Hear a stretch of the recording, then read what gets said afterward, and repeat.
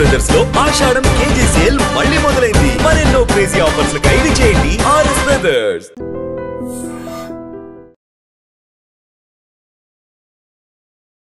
నమస్కారం, welcome to I dream. ధర్మ మార్గం విత్ విజిత కార్యక్రమానికి స్వాగతం.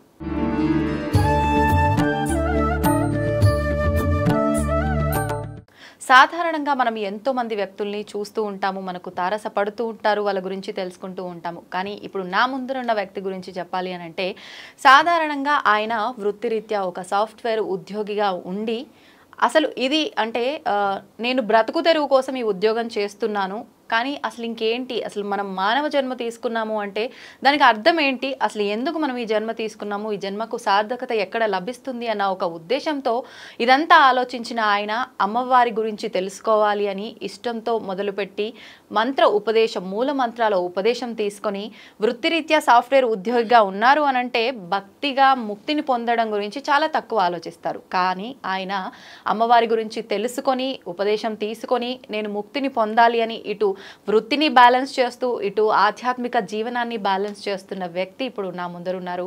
ఆయన శ్రీ విద్యా గ్రంథ రచయిత పసుమర్తి వెంకట దుర్గా సుబ్రహ్మణ్యం గారు. ఇప్పుడు వారితో మాట్లాడి లలిత సహస్రనామాల గురించి కానివ్వండి, శ్రీ విద్య గురించి కానివ్వండి, వారు స్వతహాగా ఒక 4 పుస్తకాలు కూడా రాయటం జరిగింది. అసలు ఆ పుస్తకాల్లో ఏమున్నాయి, రాయాల్సిన సందర్భాలు ఎందుకు వచ్చాయి, ఇవన్నీ కూడా ఆయనతో మాట్లాడి తెలుసుకునే ప్రయత్నం చేద్దాం. నమస్కారం అండి. ఎలా ఉన్నారు? బాగున్నానమ్మా. 2017లో నాకు స్మార్ట్ ఫోన్ చేతికి వచ్చింది. అప్పుడే కొనుక్కున్నాను, అంతవరకు కొనుక్కోలేదు. స్మార్ట్ ఫోన్ కొనుక్కున్నాను కనుక కొంచెం మంచి విషయాలు చెప్పాలి అని చెప్పి ఏం చేశానంటే లలితా సహస్రనామ పుస్తకం తీసి ఒక్కొక్క నామానికి నేను చిన్న చిన్న సంక్షిప్తార్థాలతోటి కొంచెం కొంచెం ప్రిపేర్ చేసి అందరికీ పంపిస్తూ క్రమంగా దాని వ్యాఖ్యానం కింద రాసుకుంటూ వచ్చాను. ఓకే, అంటే ఎందుకు వచ్చింది మీకు ఆలోచన? మంచి విషయాలు అందరికీ చెప్పాలి, వాట్సాప్లో మెసేజ్లు పంపించాలి, రకరకాల మెసేజ్లు వస్తుండేవి. నేను ఒక మంచి పని చేయాలని చెప్పి లలితా సహస్రం రోజు ఒక 2 నామాలకి నాకు అప్పటికే కథలు రాయడం, డ్రామాలు రాయడం, పద్యాలు రాయడం కొండా కోటయ్య గారి ద్వారా నేర్చుకున్నాను, ఎవరైతే మంత్రాలు నేర్పారు. అలాగే కథలు రాయడం, డ్రామాలు రాయడం నాకు మొదటి నుంచి అలవాటు. రాస్తూ ఉండేవారు ఎప్పుడు ఎటువంటి కథలు? ఎటువంటి కథలు అంటే అవి ఎన్ని కామ పాపం జానకి, సరోజోపాఖ్యానం, ఊహాహర్ణ్యం. అంటే ఇవి దేని నుంచి బేస్ చేసుకొని రాసేవారు? ఇవి దేని నుంచి అంటే నేను ఊహించుకుంటూ ఆంధ్రప్రభకి, ఆంధ్రపత్రికకి వాటికి పంపిస్తుండేవాడు. నేను ఊహించుకుని రాసేవాడిని, ఒక సంఘటన ఊహించుకుని ఒక జీవితాన్ని ఊహించుకుని రాస్తుండేవాడిని. Okay okay. అలాగే డ్రామా రాజా పురుషోత్తమ, ఆ డ్రామాలో నేను పద్యం రాస్తే మా గురువు గారు నాకు పద్యాలు కరెక్ట్ చేసేవారు. రాజా పురుషోత్తమ, అలెగ్జాండర్కి, పురుషోత్తముడికి.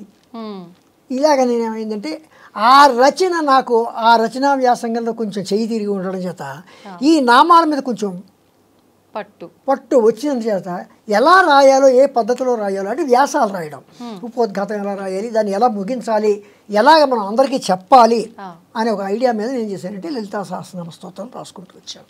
ఇప్పుడు అంటే ఆల్రెడీ నామాలు, స్తోత్రాలు ఇవన్నీ కూడా ఉన్నాయి, అంటే మీరు రాసిన ప్రత్యేకత ఏంటి, దాంట్లో ప్రత్యేకించి మీరు ఎలా రాశారు? ప్రత్యేకత అంటే నేను అప్పటికే తెలుసుకున్నది ఏంటంటే లలితా సహస్రం వసిన్యాది వాగ్దేవతలచే వసిని, కామేశ్వరి, మోదిని, విమల, అరుణ, జయిని, సర్వేశ్వరి అనేవాళ్ళు వీళ్ళు వసిన్యాది వాగ్దేవతలు. అమ్మవారు వీళ్ళని పిలిచి నామాలు రాయించుకుంది. అంటే అమ్మవారిని చూసి వర్ణించిన వాళ్ళ, రాసిన వాళ్ళ? వాళ్ళే రాశారు. ఓకే. అంటే వీళ్ళెవరు? అమ్మవారి యొక్క అంశ. శ్రీచక్రాన్ని మనం తీసుకుంటే శ్రీచక్రంలో 7వ ఆవరణ ఖడ్గమాల ప్రకారం సర్వరోగహార చక్రం అంటారు. ఆ సర్వరోగహార చక్రంలో వీళ్ళు వసిన్యాది వాగ్దేవతలు వసిని, కామేశ్వరి, మోదిని, విమల, అరుణ, జయిని, సర్వేశ్వరి, కౌళిని అనేవాళ్ళు రహస్య యోగినులు. ఈ రహస్య యోగిని అమ్మవారు పిలిచి నా నామాలు రాయండి, ఈ మొత్తం 14 లోకాల్లో జపాలు తపాలు ప్రస్తుతం అయితే చేస్తున్నారు, ముందు చేయలేకపోవచ్చు. రాను జనజీవనం ఎలా ఉంటుందంటే అంతా కంప్లీట్గా త్వరితగతిని ముందుకు వెళ్ళిపోవాలి. ఎక్కడ భోజనం చేయడం, అక్కడ ఉద్యోగానికి పారిపోవడం, ఇలాగ ఉంటుంది. ఉరుకులు పరుగులు జీవితం గడపవలసి వస్తుంది. ఇలాంటి గడప వస్తున్నప్పుడు రాను కలియుగంలో ఇవన్నీ మరిచిపోయే పరిస్థితి వస్తుంది. కనీసం నా నామాన్ని స్మరణ చేస్తే చాలు, వారికి ముక్తి లభిస్తుంది. తర్వాత నా నామాలు నాకు చాలా ఇష్టము. ఎవరైతే వీటిని నామాలతో నన్ను స్తుతిస్తారో దానివల్ల నేను చాలా సంతోషపడి వారికి ముక్తిని ప్రసాదించుతాను అని చెప్పి అమ్మవారు ఏం చేసిందంటే, ఈ 14 లోకాల్లోని అందరికీ కోసం కూడా ఆవిడ తన నామాలు రాయమని తన అంశలోని, అంటే తనలోనే ఒక చక్రం ఉంది, సర్వరోగహర చక్రం, అంటే 7వ ఆవరణ. ఆ 7వ ఆవరణలోని ఈ 8 మందిని పిలిచి అడిగింది. వాళ్ళు వాగ్దేవతలు. ఆ నుంచి క్ష వరకు ఉన్న అక్షరాలకు వాళ్ళే దేవతలు, వాళ్ళే ముఖ్య దేవతలు. ఇంకా ఉన్నారు దేవతలు, కానీ వీళ్ళు 8 మందికి 8 గ్రూపులు. ఆ నుంచి ఆహా వరకు, కా నుంచి జ్ఞ వరకు, చా నుంచి ఇణ వరకు, టా నుంచి నా వరకు, తా నుంచి నా వరకు, పా నుంచి మా వరకు, యారా లావా శేష సహాళక్ష అని 2 గ్రూప్, మొత్తం 8 గ్రూపులకి 8 మంది వసిన్యాది వాగ్దేవ. ఈ అక్షరాలు ఏంటండి మీరు చెప్పినవి? సంస్కృత అక్షరాలు. మనం నిత్యం అంటే వీటికి దేవతలకు సంబంధం ఏంటి? సంబంధం ఉంది. ఏంటి? అమ్మవారే మాతృకా వర్ణ రూపిణి. ఈ అక్షరాలు కదా మనం పలుకుతున్నాం. అవును. ఈ అక్షరాల కూర్పే కదా మన మాటలు వస్తున్నాయి. ఈ అక్షరాల కూర్పే కదా సకల గ్రంథాలు వెలువడుతున్నాయి. కనుక వీళ్ళందరూ కూడా అక్షర దేవతలు. ఒక్కొక్క అక్షరానికి ఒక్కొక్క దేవత ఉంది. అమృత, ఆకర్షణి, ఇంద్రాణి, ఈశాని, కాళరాత్రి అంటే కాక్కగా గాయ, ఇలాగా 51 సంస్కృత అక్షరాలకి, అందుకే అమ్మవారిని మాతృకా వర్ణ రూపిణి అని కూడా అన్నారు. వీళ్ళు 10 దేవతలు. ఈ 10 దేవతలకి ఒక్కొక్క సమూహానికి మామూలుగా చెప్పుకోవాలి గ్రూప్. ఆ నుంచి ఆహా వరకు ఒక గ్రూపు, కా నుంచి ఇలాగా ఈ 8 గ్రూపులకి వసిని, కామేశ్వరి, మోదిని, విమల, అరుణ, జైని, సర్వేశ్వరి, కౌళిని అని వీళ్ళు 8 మంది 8 గ్రూపులకి చీఫ్ లీడర్స్, హెడ్, ముఖ్య దేవతలు. ఇంకా చెప్పాలంటే వసిని, కామేశ్వరి, మోదిని అంటే మన కంఠంలోను, పెదవుల్లోను, దంతాల్లోను, అంగుళ్ళలోను, నాలుక మీద మాట బయటకు వచ్చే విధానం, తర్వాత లోపల పలికే విధానం, బయటకు వచ్చే విధానం, ఇలాగ ఈ 8 కూడా వీళ్ళే. అంటే మన పలికే శబ్దాలన్నీ కూడా వసిన్యాది వాగ్దేవతల యొక్క అనుగ్రహం ఉంటే బాగా మాట్లాడతాం, లేకపోతే అడ్డమైన మాటలతోటి దూషిస్తూ ఉంటాం. ఇప్పుడు మొత్తానికే మాటలు రాని వాళ్ళకి వీళ్ళ అనుగ్రహం లేదని, అనుగ్రహం లేదు. అనుగ్రహం లేకపోబట్టి వాళ్ళకి మాట కూడా మాట్లాడలేకపోతారు. ఆ రకంగా అందుచేతను మాటలు అనుగ్రహం ఉంటేనే మంచి మాటలు వస్తాయి. అనుగ్రహం లేకపోతే రకరకాల మాటలు ఏవేవో వస్తుంటాయి. అలా అన్నమాట. అలాగా అటువంటి వాగ్దేవతలను పిలిచి అమ్మవారు ఏం చేసిందంటే, నా చక్రం గురించి, నా తత్వం గురించి మీకు బాగా తెలుసు కనుక మీరు నా నామాలు రాయండి అన్నారు అమ్మవారు. చెప్పి అమ్మవారు ఏం చేసిందంటే వాళ్ళ చేత నామాలు వ్రాయించింది. అంటే ఇది లోక కళ్యాణం, ఒక రకంగా లోక కళ్యాణార్థము. అంటే ఇప్పుడు మనం యాగాలు, హోమాలు ఇవన్నీ ఎలా చేస్తామో, అమ్మవారే లోక కళ్యాణం కోసము తన నామాలు రాయించుకుంది. ఎందుకు రాయించుకుంది? తనని ఎంత పొగిడితే, ఎందుకంటే ఆది పరాశక్తి, ఆవిడే మూలము. ఎలాగా? ఆది అంతము లేనిది. మొదటి నుంచి కలియుగం, సృష్టికి ముందు, సృష్టితోటి, సృష్టి తరువాత కూడా ఆవిడే ఉంది. కానీ సృష్టి స్థితి లయకారకులు అని చెప్పి త్రిమూర్తుల గురించి చెప్తారు. వాళ్ళకి ఆ కార్యక్రమాలు ఏర్పాటు చేసింది కూడా ఈవిడే. ఆది పరాశక్తి అంటే శక్తి మూలం. శక్తే మూలం. ఇప్పుడు శక్తి అంటే మనమైతే లలిత అమ్మవారిగా అంటే స్త్రీ దేవతగా మాట్లాడుకుంటున్నాం, కానీ శక్తికి మగ ఆడ అనేది ఉంటుందంటారా? శివశక్తి ఐక్యం అన్నారు కదా. ఎవరు? సాక్షాత్ పరమేశ్వరుడు. అక్కడ ప్రేరణ ఉంది, ప్రేరణ పొందేవాళ్ళు ఉన్నారు, ఇద్దరు ఉన్నారు. శివశక్తి ఐక్యము. శివునికి కూడా అమ్మవారే శివజ్ఞాన ప్రదాయిని. అలాగే శివ స్వాధీన వల్లభ, ఆయన దగ్గర ఆయన్ని స్వాధీనం చేసుకునేది కూడా ఆవిడే. అంటే ఇప్పుడు సాధారణంగా వాడుక భాషలో పెద్దవాళ్ళు చెప్తూ ఉంటారు శివుడాజ్ఞ లేనిదే చీమైనా కుట్టదు. అంటే ఈయనకు ఆజ్ఞిచ్చే ఆవిడ అమ్మవారా? ఓకే, ఈయన మనకు ఆజ్ఞనిస్తే ఆయనకు ఆజ్ఞనిచ్చేది వీరిద్దరూ ఒకరినొకరు వీరు అంటే ఆవిడ ప్రత్యేకించి ఏమి లేరు. అందుకే అర్ధనారీశ్వర స్వరూపము. మీరు అలా అడిగారు కనుక ఈ నేను తయారు చేసిన ఫోటో మీకు తెలియజేస్తున్నాను. ఓ, ఇది మీరే తయారు చేశారా? అర్ధనారీశ్వర పరమాత్మ 14 లోకాలు సర్వం శివ శక్తైక్యం. శివశక్తి ఐక్యము. ఓ, అంటే అందుకే అంటారు కదా పార్వతీ పరమేశ్వరులో ఉన్నారు మీరు, మీకు నమస్కారం చేస్తున్నాను అంటారు. అంటే పార్వతీ పరమేశ్వరు అందుకనే కదా పెళ్ళి అయ్యేటప్పుడు ఒక అమ్మాయి ఏం చేస్తుంది, గౌరీ పూజ చేస్తుంది. అమ్మవారు లోక కళ్యాణం కోసం, ఈ రోజుల్లో లోక కళ్యాణం కోసం యాగాలు యజ్ఞాలు హోమాలు ఎలాగైతే చేస్తుంటామో అమ్మవారు ఈ స్ఫూర్తిని ఆనాడే ఇచ్చింది. ఎలా చేసింది? తన కోసం రాబోయే తరాల్లో, రాబోయే కాలాల్లో, రాబోయే యుగాల్లో హోమాలు యజ్ఞాలు యాగాలు అందరూ చేయలేరు, రాను రాను ఉరుకులు పరుకుల జీవితాలు గడపవలసి వస్తుంది. అటువంటిప్పుడు సూక్ష్మంలో మోక్షం కలిగించాలని చెప్పి తన నామాలను అమ్మవారు రాయమని చెప్పింది. ఎందుకు చెప్పింది? తనే సప్తకోటి మంత్రాధినేత. ఎన్ని మంత్రాలు, మొత్తం మంత్రాలన్నిటి కూడా తానే సప్తకోటి మంత్రాధినేత. సప్తకోటి అంటే 7 కోట్ల మంత్రాలకి ఆవిడే అధినేత. అన్నున్నాయా మనకు మంత్రాలు? ఆ 7 కోట్ల మంత్రాలని మళ్ళీ వసినీ మంత్రాలు, కామేశ్వరి మంత్రాలు, మోదిని మంత్రాలు, విమల మంత్రాలు, అరుణ మంత్రాలు, జైనీ మంత్రాలు, సర్వేశ్వరి మంత్రాలు అని మళ్ళీ 8 గ్రూపులుగా 8 సమూహాలుగా ఆ మంత్రాలని అమ్మవారే. అంటే వసిని అంటే కొన్ని మంత్రాలు వశం కోసం, పరిస్థితులు వశం చేసుకోవడం కోసం, కామేశ్వరి కోరికలు తీర్చుకోవడం కోసం, మోదిని ఆమోదించడం కోసం, ఇలాగా ఈ సప్తకోటి మంత్రాలని 8 సమూహాలుగా చేసి ఈ వసిని, కామేశ్వరి, మోదిని, విమల, అరుణ, జైని, సర్వేశ్వరి, కౌళిని అనే ఈ 8 వాగ్దేవతల చేత అటువంటి మంత్రాధినేతలైనటువంటి వాళ్ళు వీళ్ళు. అటువంటి సప్తకోటి మంత్రాధినేత అయిన అమ్మవారు ఏం చేసిందంటే తన మీద నామాలు రాయమంది. అంటే ఏ మంత్రం తీసుకున్నా, ఏ నామం తీసుకున్నా ఒక మంత్రం ఉచ్చరించినట్లే. ఒక్కొక్క మంత్రంలోనూ కూడా ఒక్కొక్క నామంలో కూడా నామ మంత్రము అవుతుంది. ఒక నామం చెప్తే ప్రతి నామం ఒక్కొక్క నామ మంత్రం అవుతుంది. ఎందుకని? అక్కడ రాసిన వాళ్ళు ఎవరు? వసిని, కామేశ్వరి వాగ్దేవతలు రాశారు. అందుకని అంత అది అని ఏమంటాం అంటే అంత శక్తివంతమైనవి మంత్రాలు రాయమని చెప్పింది కనుక ఈ వసిన్యాదులు అమ్మవారు చెప్పినట్టుగా రాశారు.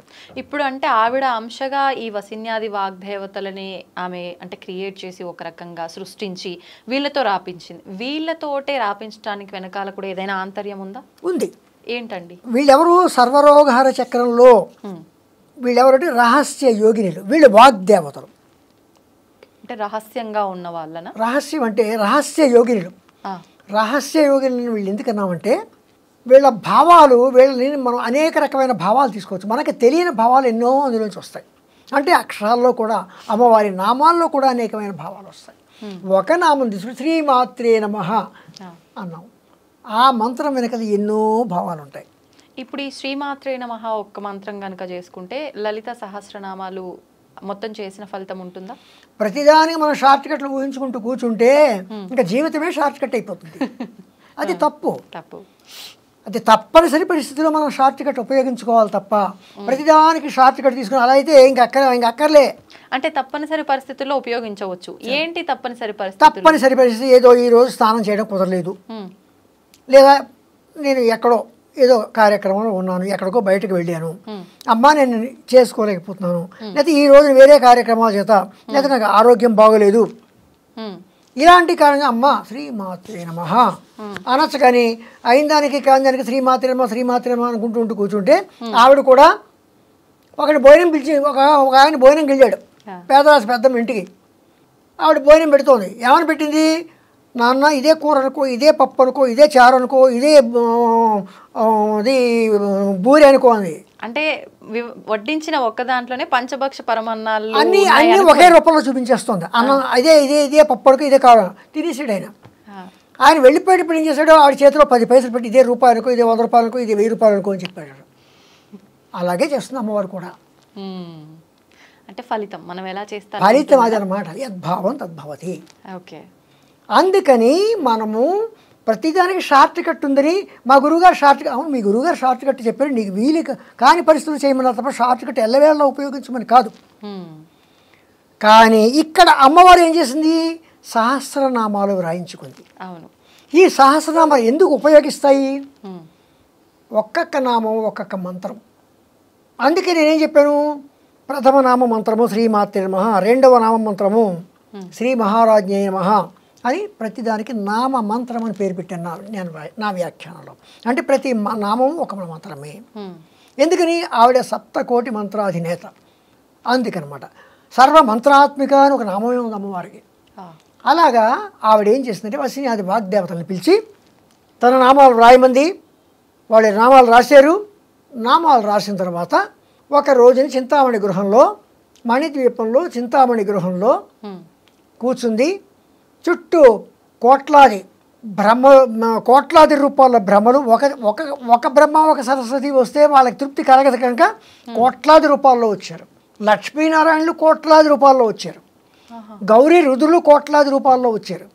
మహాచతుషష్టి కోటి యోగిని గణ దేవతలకు వచ్చారు. తర్వాత అందరూ మొత్తం వారాహి రాజశ్యామల అమ్మవారి యొక్క బలగం అంతా అక్కడ ఆ చింతామణి గృహంలో సమావేశమై ఉంటే అంతవరకు ఈ లలితా సహస్రనామాలు అనేవి ఎవరికి తెలియని పరిస్థితిలో అమ్మవారు ఒక చిరునవ్వు చూస్తూ అక్కడే కూర్చున్న వసిన్యాది వాగ్దేవతల్ని నేను చెప్పిన పని ఏం చేశారు అన్నట్టుగా వారికి ఒక సంజ్ఞ ఇచ్చింది. ఏం పని చెప్పారు, నామాలు రాయమంది. వెంటనే వాళ్ళు లేచారు, నిలబడ్డారు. ముక్త కంఠంతో ఒకే కంఠంతో శ్రీమాత అన్నారు, చెప్పడం మొదలు పెట్టారు. ముందేమన్నారు, శ్రీమాత, శ్రీ మహారాజ్ఞి, శ్రీమత్ సింహాసనేశ్వరి, రాజాదిరాజ రాజమార్తాడ రాజ వైభోగం అని చెప్పి రాజులు వస్తుంటూ అంటుంటారు కదా. అలా ఇక్కడ అమ్మవారు ఏం చేశారంటే శ్రీమాత, శ్రీ మహారాజ్ఞి, శ్రీమత్ సింహాసనేశ్వరి. ఇంకేముంది, ఆవిడ ఒక్కసారి ఆవిడ తబ్బుబ్బి అయిపోయింది. చూస్తోంది, నవ్వుతోంది. ఇంకా ఏం చెప్తారో అని. చిదగ్నికుండ సంభూత, నువ్వు ఇలా పుట్టేవమ్మా, ఎక్కడి నుంచి పుట్టావో, చైతన్యాగ్నిలోంచి పుట్టేవమ్మా. ఎందుకు పుట్టేవమ్మా, దేవకార్య సముద్యత. ఎందుకు పుట్టేవో, దేవతల యొక్క వారి యొక్క బాధలను తీర్చడానికి పుట్టేవమ్మా. ఇంకా అక్కడి నుంచి ఆవిడ యొక్క స్థూల రూపాన్ని ముందు వర్ణించను. అలా ఉంటావమ్మా, ఇలా ఉంటావమ్మా, నీ కళ్ళు ఇలా ఉంటాయి, నీ ముక్కు ఇలా ఉంటుంది. ఎలాగా, చతుర్బాహు సమన్విత, రాగస్వరూప పాశాఢ్య, క్రోధాకార అంకుశోజ్వల, మనోర్గుపేక్షు కోదండ, పంచతన్మాత్రసాయక, నిజాలన ప్రభాపూర మధ్య బ్రహ్మాండ మండల, చంపకాశోక పున్నాగ సౌగంధిక లసత్కజ, కురువింద మణిశ్రేణి. ఇవన్నీ పొగుడుతున్నారు. ఈ శిరోజాలమ్మ, శిరోజాల యొక్క వాసన, మల్లె పుష్పాలు ఇవన్నీ తీసుకుని వాటి వాసన చెప్పుకుంటున్నాయి. ఈ ముక్కు ఎలా ఉంది, సంపంగి మొగ్గలా ఉంది, అప్పుడే ఇచ్చిన సంపంగి మొగ్గలా ఉంది. ఈ కళ్ళు ఎలా ఉన్నాయి, చేపలు, చేప పిల్లల్లో ఉన్నాయి. ఎలాగా, ముఖచంద్రకళంకా విశేష వదనస్మరమాంగలి గృత వక్త్రలక్ష్మీ పరివాహ చలన్ మీనాభలోచన. అమ్మవారి యొక్క సౌందర్యమైన ఈ ముఖంలో, ఆ ప్రవాహంలో వక్త్రలక్ష్మీ పరివాహ చలన్ మీనా, చేప పిల్లలు కదులుతున్నట్టుగా ఉన్నాయి ఆ కళ్ళు. ఎంత మంచి వర్ణన. వక్త్రలక్ష్మీ పరివాహ చలన్ మీనాభలోచన, నవచంపక పుష్పాభనాసాదండ, అప్పుడే ఇచ్చిన నీ ముక్కమ్మ సంపంగి మొగ్గలా ఉందమ్మా అంట మనం. అలాగే నవచంపక పుష్పాభనాసాదండ విరాజిత, తారాకాంతి తిరస్కారి నాసాభరణం. అమ్మా నీ ముక్కెర ఎలా ఉందంటే శుక్ర నక్షత్రం కన్నా, అంటే నక్షత్రాలన్నిటికన్నా కాంతి పొందిన శుక్ర నక్షత్రం కన్నా ఇంకా దేదీప్యమానంగా, ఇంకా కాంతులు, తారాకాంతి తిరస్కారి నాసాభరణం వాసన. కదంబ మంజరీ క్లుప్త కర్ణపూర మనోహర. నీ చెవులు ఎలా ఉన్నాయి, కదంబ పువ్వులు. అంటే కదంబ మంజరీ క్లుప్త కర్ణపూర మనోహర అంటే కదంబం అంటే కదంబ పుష్పాలు. పుష్పం. ఆ, ఈ కదంబ పుష్పాలు ఇక్కడ గుర్తులు ఉన్నాయట. కదంబ మంజరీకృత కర్ణపూర్వం తాటంక యుగళీభూత. సూర్యచంద్రులు ఇద్దరు కూడా ఇక్కడ అమ్మవారికి తాటంకములు, చౌకమ్మలు. చెవి దుద్దులు. తాటంక యుగళీభూత తపనోడుపమండల పద్మరాగ శిలాదర్శ పరిభావి కపోరము. ఈ రెండు ఎలా ఉన్నాయంటే ఒకటి అద్దంట, ఒకటేమో పద్మరాగ మణిలాగా నున్నగా ఎలా ఉన్నాయంటే పరమేశ్వరుడు తన ఈ ఇందులో తన ముఖాన్ని చూసుకుంటున్నట్టు తన అందం ఎలా ఉందో అని చెప్పి అమ్మవారి యొక్క ఈ కపోల ఇక్కడ ఒక్కసారి. అందుకే శంకరాచార్యుల వారు ఏమన్నారంటే ఈ గడ్డంట పరమేశ్వరుడికి పిడిట. ఈ పిడి పట్టుకుని ఇలా ఇలా తిప్పుకుంటున్నట్టు, ఇక్కడ పక్క చూసుకుంటున్నట్టు, ఇటు పక్క చూసుకుంటున్నట్టు తన అందాన్ని. అలాగా పద్మరాగ శిలాదర్శ పరిభావి కపోలము నవవిద్రుమ బింబసేని ఎక్కార్యదనచ్చద. అప్పుడే సాన పట్టిన వజ్రము పగడము, అప్పుడే పండిన దొండ పండు లాంటి పెదవులు, నవవిద్రుం బింబసేని ఎక్కార్యదనచ్చద శుద్ధ విద్యాంకురాకార ద్విజవంతి ద్వయోశ్వర. అమ్మవారిని పొగుడుతున్నాయి ఈ నామాలతోటి. అలాగే మనం నామాలు చదువు మీరు అన్నారు ఇందాక, ఈ నామాల వల్ల ఒక ప్రయోజనం ఏమిటి అని. వాళ్ళు చేసినట్టుగా వాళ్ళు చదివినట్టుగానే తప్పు లేకుండా మనం కూడా, అంటే మనం అంత వర్ణించినట్టుగా మనమే దాన్ని ఎంజాయ్ చేస్తూ గనక మనం భక్తితో చేస్తేనే ఫలితం ఉంటుందేమో కదా. అలా ఉండదు. ఏదో మాట వరుసకి అందుకే కూడా దార్శుడి తప్పు దండంతో సరే ఈ నామాలన్నీ అయిపోయిన తర్వాత యదక్షర పద ప్రశ్నం మాత్ర హిందీ భవేత్ తత్సర్వం క్షమితాం దేవి ప్రసీద నమోస్తుతే అని కూడా అంటాం. అవునవును. అంటే అంటే తప్పు ఏమైనా ఉంటే క్షమించని. మన ఇంటికి ఎవరైనా వచ్చారు అన్నీ భోజనం చేసి వెళ్ళిపోతుంది. ఏమైనా అండి మీకు కూరలు బాగోపోయినా చారులు బాగోపోయినా ఏమనుకోకండి అంటాం కదా. అలాగా ఉంది, కానీ తప్పు లేకుండా చదవాలి. మొన్న మాకు యాగం జరిగింది. యాగం జరిగిన లలితా సహస్రనామ స్తోత్ర పారాయణ జరిగింది. లలితా సహస్రనామ స్తోత్ర పారాయణ జరిగితే శ్రీరామ్ గారి వద్ద పండితులలో 2-3 పండితులు లలితా సహస్రనామ స్తోత్రం చేస్తూ చదువుతుంటే స్తోత్రం అంటే ఇలాగే చదవాలి అని అందరికీ అనిపించేలా చదివి అంత గంభీరంగా నిజంగా నాకే ఎంతో సంతోషం అనిపించింది. ఆయన చదువుతారు, ఆయన అంత బాగా చదువుతారు. ఆయన అక్కడ కూర్చుని ఆయనే చదువుతున్నారు అనుకున్నా కూడా అంత బాగా వెనకాతలు కూర్చుని వాళ్ళు చదువుతున్నారు. అంటే ఆయన కంఠం వాళ్ళ కంఠం కూడా అంత బాగుంటుంది. అలాగా అంత గంభీరంగా చదువుతున్నారు. అంత గంభీరంగా చదువుతున్నారు కనుకనే అక్కడికి లలితామ్మవారు వచ్చింది అని మనం భావన చేసుకోవచ్చు. ఆ కుంకుమ, ఆ పూజ చేసిన కుంకానికి అంత పవిత్రత ఏర్పడిందని కూడా అనుకోవచ్చు. అలాగా ఈ నామాలు ఎలాగున్నాయంటే మొదటి నామాలన్నీ కూడా 54 నామాలు కూడా 6 నుంచి 54 నామాలు వరకు కూడా అమ్మవారి యొక్క స్థూల రూపం, అమ్మవారి యొక్క శరీరం. మనం ఫోటోలో చూస్తున్నాం సాధారణ అమ్మవారి ఫోటోల్లో, అది ఆ ఆకారాన్ని అలా వర్ణించుకుంటూ వచ్చారు. ఆకార వర్ణన, స్థూల రూప వర్ణన. తర్వాత మీరు ఇందాక అన్నారు పంచదశి మంత్రం అన్నారు. మూల మంత్రాత్మిక ఎలాగా శ్రీమద్వాగ్భవకూటైక స్వరూపముఖ పంకజ అంటే అండి అమ్మవారి యొక్క ఈ ముఖం ఎలా ఉందిట వాగ్భవకూటము. వాగ్భవకూటం అంటే ఏమిటి? పంచదశి మంత్రానికి 3 భాగాలు. వాగ్భవకూటము, కామరాజకూటము, శక్తి కూటము. పంచదశి మంత్రంలో క ఏ ఈల హ్రీం, క ఏ ఈల హ్రీం, ఈ 5 అక్షరాలు వాగ్భవకూటము అంటే సరస్వతి సమూహం. అంటే కూటము అంటే కూటం అంటే గ్రూప్. ఓకే. వాగ్భవకూటం శ్రీమద్వాగ్భవకూటైక స్వరూపముఖ పంకజ. అమ్మవారి ముఖం ఎలాంటిదంటే వాగ్భవకూటం అంటే అక్కడి నుంచే మనకి అన్ని మనకి జ్ఞానం. అలాగే అమ్మవారి యొక్క ఈ ముఖం వాగ్భవకూటం శ్రీమద్వాగ్భవకూటైక స్వరూపముఖ పంకజ. కంఠాత కటి పర్యంత మధ్యకూట స్వరూపిణి. కంఠం నుంచి కటి వరకు మధ్యకూటం కామరాజకూటం. ఆకలి దప్పులు, ప్రేమ బాంధవ్యాలు ఇవన్నీ కూడా. అందుకని ఇది కామరాజకూటం, ఇది శక్తికూటం. ఇది శక్తికూటం ఎందుకైంది? ఇంత మొత్తం శరీరాన్ని కూడా మోసేది. అంతేకాదు మనం నేను నడిచానంటే మరి అమ్మవారి యొక్క శక్తికూటం నాకు లభించినట్లే కదా. 1317 కిలోమీటర్లు నడిచానంటే ఈ మామూలు విషయం శక్తికూటం. అలాగా అమ్మవారి యొక్క క ఏ ఈల హ్రీం, హసక హల హ్రీం, సకల హ్రీం, ఇవి 3 కూడా వాగ్భవకూటము, కామరాజకూటము, శక్తి కూటము. ఇది మూలమంత్రం. శ్రీ విద్య యొక్క మూలమంత్రం యొక్క మంత్ర స్వరూపిణి అమ్మవారు. అమ్మవారి యొక్క సూక్ష్మ శరీరము శ్రీ విద్యా మంత్రమైన పంచదశి మంత్రము అని ఇక్కడ భావన. ఓకే. శ్రీమద్వాగ్భవకూటైక స్వరూపముఖ పంకజ కంఠాదకటి పర్యంత మధ్యకూట స్వరూపిణి శక్తి కూటైకతాపన్న కక్షతో భాగధారిణి మూల మంత్రాత్మిక మూలకూటత్రయ కళేబర. ఇదంతా పంచదశి మంత్ర వర్ణన. అంటే వసిన్యాది వాగ్దేవత ఎంత చక్కగా వస్తున్నారు. ముందు అమ్మవారిని పొగిడారు, అమ్మవారి స్థూల రూపాన్ని వర్ణించారు, అమ్మవారి యొక్క సూక్ష్మ. ఇలాగ ఇవన్నీని ఈ నామాల్ని ఇందాక మనం ఎక్కడికను ఈ నామాలకి మీరు భాష్యం రాయాలి అని ఎందుకు అడిగారు కదా, దానికి ఇంత చెప్పాల్సి వచ్చింది. ఈ నామాలకి వసిన్యాది వాగ్దేవతలు రాశారు, ఇంత క్రమంగా రాశారు కనుక ఈ నామాలకి ఇంత పాపులారిటీ వచ్చింది, ఈ నామాల్లో ఉన్న భావం ఎంత వచ్చింది. అందుకే శ్రీ లలితా సహస్రనామ స్తోత్రాన్ని శ్రీ లలితా సహస్రనామ శాస్త్రము అని కూడా అంటాం. శాస్త్రము అని కూడా చెప్పచ్చు. ఎందుకంటే సకల శాస్త్ర సర్వ మంత్ర ఎలాగనంటే ఛందస్సార శాస్త్రసార మంత్రసార తలోదరి అనే అమ్మవారిని ఛందస్సార శాస్త్రసార అని కూడా అన్నాం అమ్మవారిని. అమ్మవారికి ఆ నామాలు ఉన్నాయి.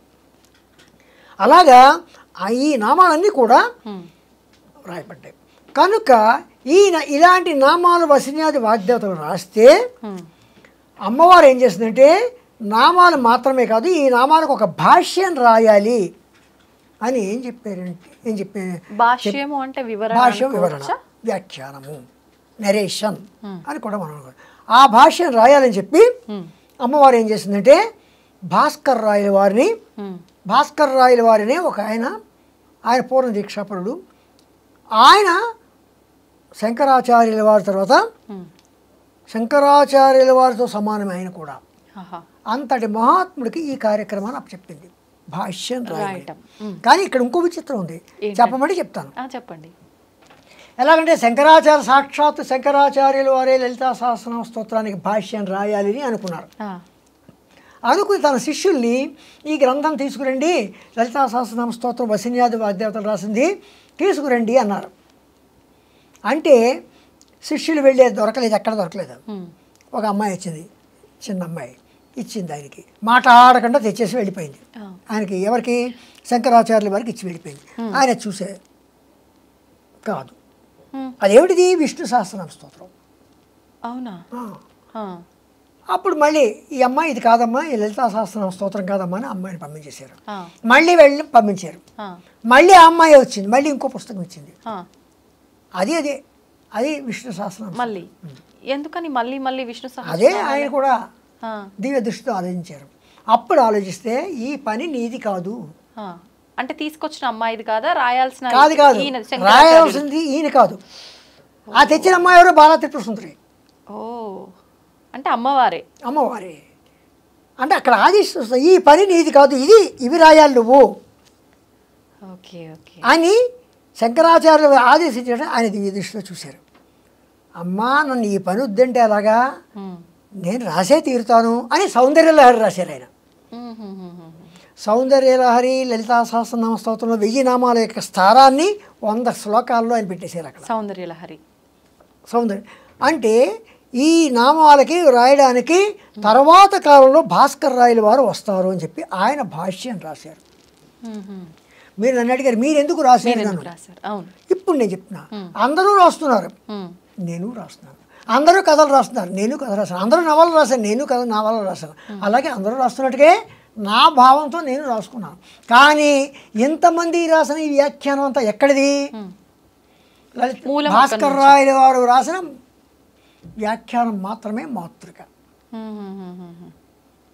మీకు అర్థమైందమ్మా?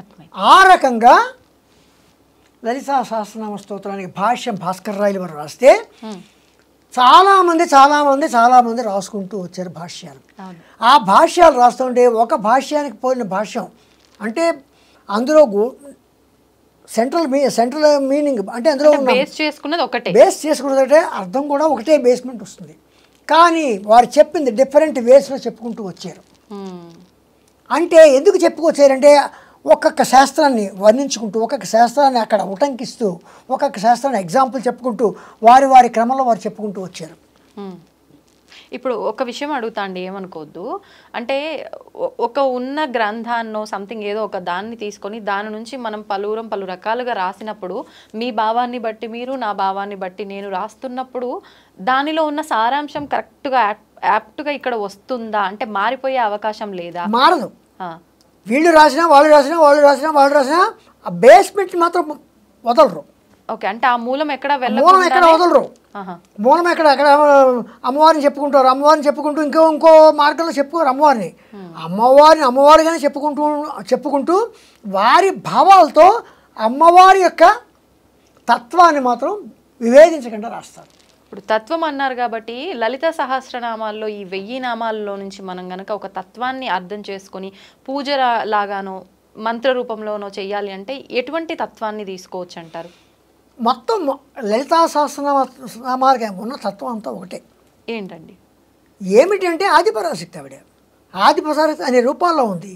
ఆ అన్ని రూపాల్లో ఆదిపరాశక్తి యొక్క స్వరూపం సూక్ష్మ స్వరూపంలో చెప్పుకోవాలంటే పంచదశి మూల మంత్రాత్మిక. ఆవిడ యొక్క లీలలు రకరకాల భండాసుర వధ తర్వాత ఇంకా చాలా ఉన్నాయి. ఆవిడ యొక్క లీలలు అన్ని రకాలుగా లీలలు ఉంటాయి. ఆ రకంగా అవన్నీ అవి ఎవరు చెప్పినా ఇవి చెప్పినా అవే చెప్తారు. కానీ వారి భావాల్లో వారి ప్రజలకి ఏ రకంగా ప్రజల వద్దకు ఏ రకంగా తీసుకెళ్తారో ఆ రకంగా వారి యొక్క భాషలో చెప్తారు. కానీ నేను వారంత పండితుడిని కాను. నేను నా భావంలో నేను ఒక కథ రాసినట్టుగా, ఒక నవల రాసినట్టుగా, ఒక డ్రామా రాసినట్టుగా నా భాషలో అత్యంత సులభతరంగా అత్యంత సరళంగా అర్థమయ్యేలాగా వారు చెప్పిన భావాల్ని నేను ఎక్కడా కూడా విభేదించకుండా వారితో అంగీకరించుతూ రాసే ముందు కూడా నేను చెప్పుకుని వస్తున్నాను. పెద్ద పలానా వారు పలానా చాగంటి కోటేశ్వరరావు గారు చెప్పినట్టుగా విన్నాను, పలానా సామవేద షణ్ముఖ శర్మ గారు చెప్పింది విన్నాను, పలానా భాస్కర్ రాయలు వారి గ్రంథం చదివాను, ఇంకా పెద్ద వారి యొక్క భాష్యాలు చదివి నా మాటలుగా నేను రాస్తున్నాను. ఎంతకాలం పట్టింది మీకు రాయడానికి? నేను ఎంతకాలం అంటే 2017 నుంచి అలా రాసుకుంటూనే దాదాపు 5-6 సంవత్సరాలు రోజుకి 2 నామాల చొప్పున రాసుకుంటూ వచ్చాను. అంటే అందరికీ అర్థమయ్యే రీతిలో నేను వాట్సాప్లో మెసేజ్లుగా పెట్టేవాడిని. అది అసలు దీనికి అసలు కారణం అది.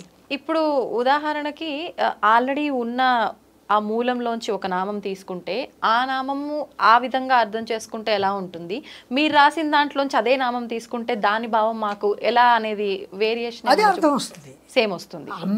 అమ్మవారి యొక్క తత్వం ఎక్కడ విభేదింపబడదు. అంటే వివరణ ఈజీగా అర్థమవుతుంది. వివరణ ఈజీగా అర్థమవుతుంది. ఏమో నాకన్నా ఈజీగా రాసిన వాళ్ళు ఉంటారు, నాకన్నా బాగా రాసిన వాళ్ళు ఉంటారు, ఉండవచ్చు. నా తృప్తికి నేను రాసుకున్నాను. నా తృప్తికి రాసుకున్నది నచ్చిన వాళ్ళు ఏం చేస్తున్నారంటే గురు ఇలా ఇవ్వండి మేము చదువుకుంటాము అంటున్నారు. మేము చదువుకుంటాము అంటున్నారు. చివరికి ఏమైందంటే ఒక పుస్తకంగా తయారైంది. ఇందులో ఒక చోట వజ్రేశ్వరి వామదేవి వయోవస్థ వివర్జిత సిద్ధేశ్వరి సిద్ధ విద్య సిద్ధమాత యశస్విని అని 97వ శ్లోకం ఉంది. ఆ 97వ శ్లోకం ఏమిటి? కొండలిని గురించి వివరిస్తున్నారు. ఏమిటిది? షట్చక్రాలు. షట్చక్రాల గురించి అక్కడ వివరిస్తున్నారు.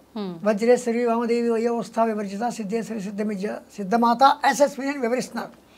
ఆ వివరిస్తున్నది ఏమిటంటే అమ్మవారు వజ్రేశ్వరి వామదేవి వయోవస్థ వివర్జిత సిద్ధేశ్వరి సిద్ధమాత యశస్విని అని చెప్పి 7 రూపాల్లో, షట్చక్రాల్లో 6 రూపాల్లోనూ, ఇక్కడ యశస్విని రూపంలోనూ అమ్మవారు ముందని వసిన్యాది వాగ్దేవతలు చెప్పి ఈ షట్చక్రాల యొక్క రూపాల్లో షట్చక్రాలు ఎలా ఉంటాయి, వాటి తాలూకు తత్వం ఏమిటి అని చెప్పుకుంటూ ఈ పుస్తకం చెప్పారు.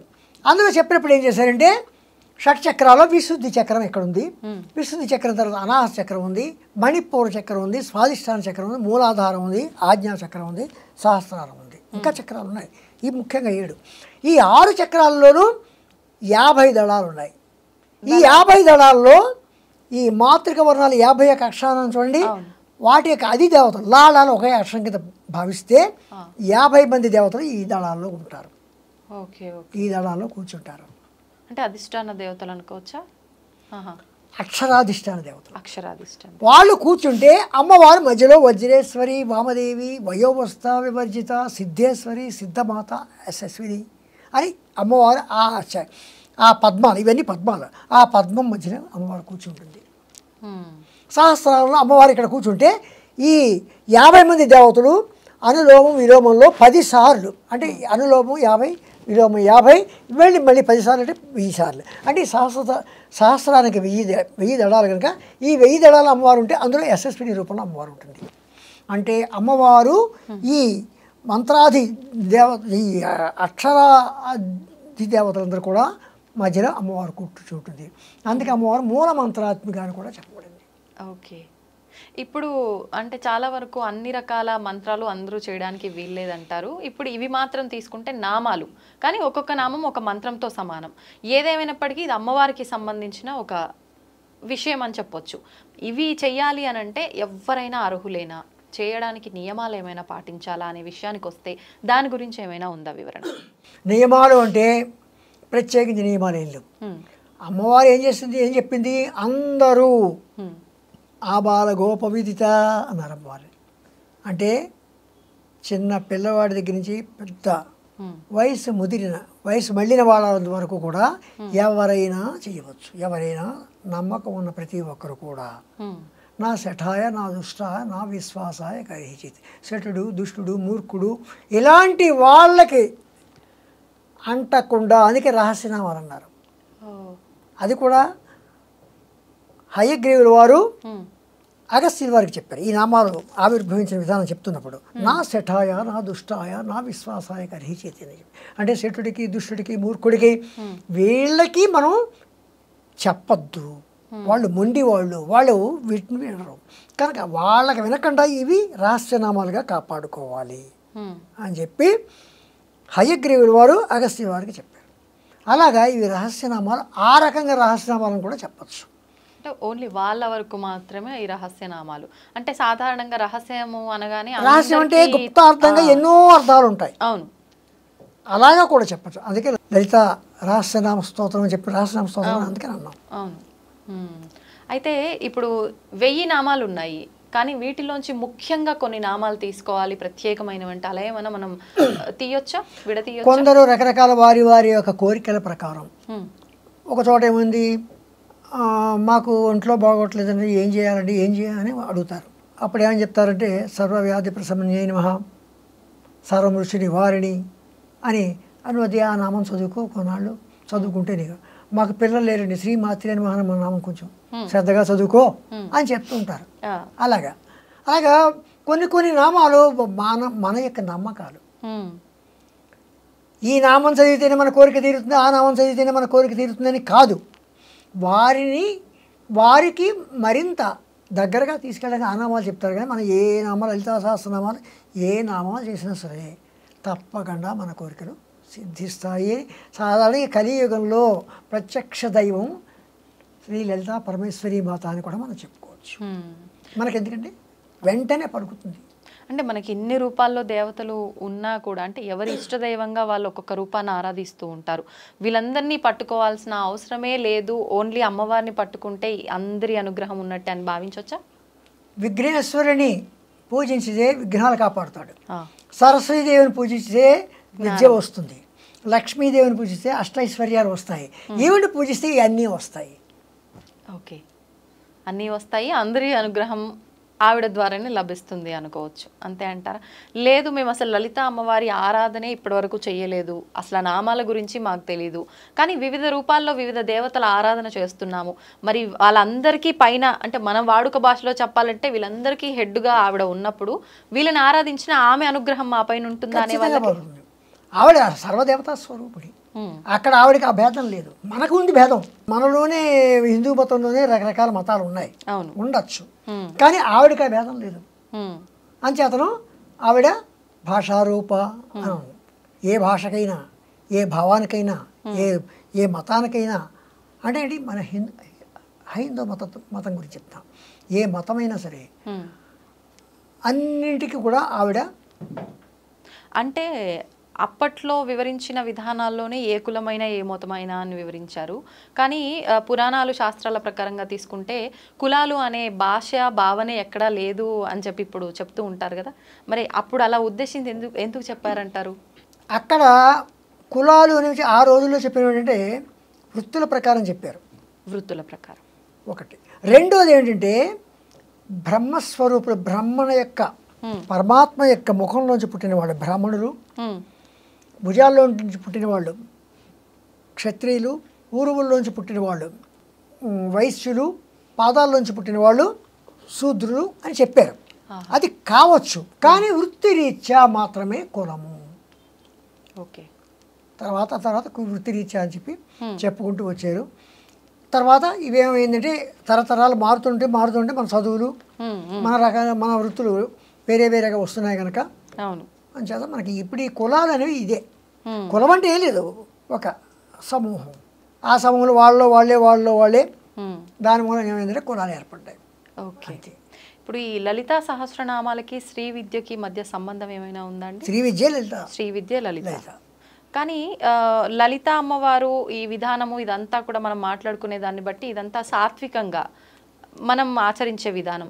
శ్రీ విద్య అనగానే తంత్రము అనే రకంగా మాట్లాడుతూ ఉంటారు కదా, అదంతా అదేమిటంటే శ్రీ విద్య అనేసరికల్లా అనుష్ఠానపరంగా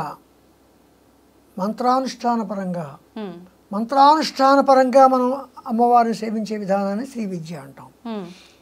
దానికి సులభంగా ఇప్పుడు ఖడ్గమాల ఉంది, ఖడ్గమాల చదువుతున్నాం.